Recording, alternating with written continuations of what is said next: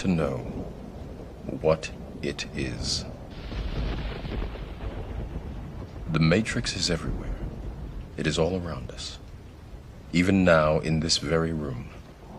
You can see it when you look out your window or when you turn on your television. You can feel it when you go to work, when you go to church, when you pay your taxes. It is the world that has been pulled over your eyes to blind you from the truth. What truth? That you are a slave, Neo. Like everyone else, you were born into bondage, born into a prison that you cannot smell or taste or touch. A prison for your mind.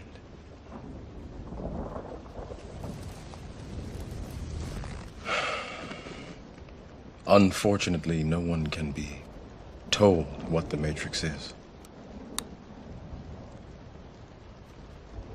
You have to see it for yourself.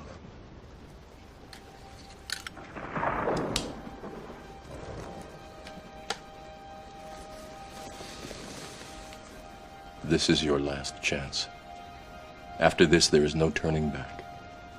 You take the blue pill, the story ends. You wake up in your bed and believe whatever you want to believe. You take the red pill, you stay in Wonderland, and I show you how deep the rabbit hole goes.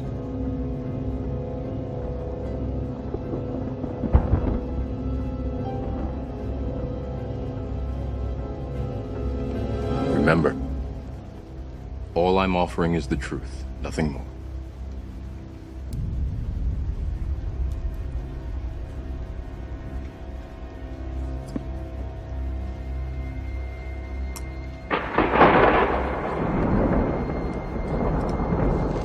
Follow me.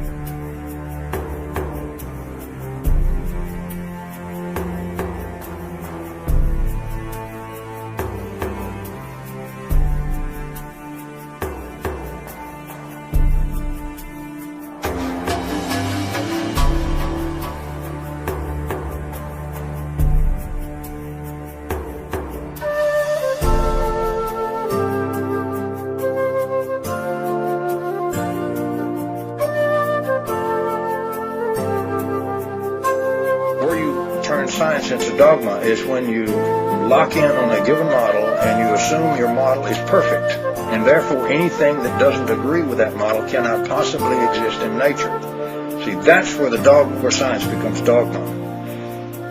If we practice scientific method requires a couple of things. First, experiments must be done to show the results of what you're talking about. Second, these experiments must be replicated. That is, you can't do it one time as a fluke and never able to do it again and claim it's science. That was some kind of fluctuation that happened and nobody knows what the hell caused that, what came through. Hindenburg effect. Right, but if it happens every time you do it and you can control it and show that it is a repeatable experiment, now if that disagrees with the model, the scientific method is, after we ensure that the experiment is for real, and we must do that ourselves by performing the experiment. We can't dodge the experiment. If we do that, then as scientists, we're morally bound by the scientific method to go change the model. Something is wrong with our model. That's no problem. No model is perfect. We've known that since the Gödel theorem. It's always going to be a better model. If we're going to find other things that don't fit the model, we're going to make another one, a better one.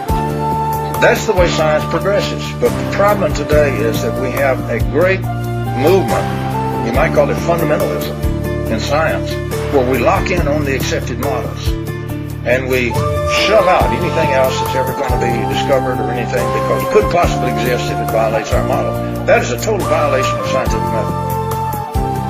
For example, in cold fusion, there's now some 600 or so experiments by many different laboratories, by many different good scientists in several countries of the world. You cannot ignore 600 repeatable experiments. If you do, it's dogma, not science. It's also against the big nuclear community, so you can imagine all those accelerators and everything saying you can do the transmutations at low spatial energy. They'd be out of business. So you have a great resistance because of I would like to use the word culture of the present scientific community, the scientific culture, the mindset. The mindset is what you're up against. Yeah, this paper is, I really like the fact that you're quoting numbers, and I assume that what you have behind this is good, solid experiments, or you wouldn't be actually trying to go forward with it. Repeatable. Anybody can do it. It's repeatable. Given it's repeatable, and given that the experiments, are there and repeatable, then scientific method says we have to question the model.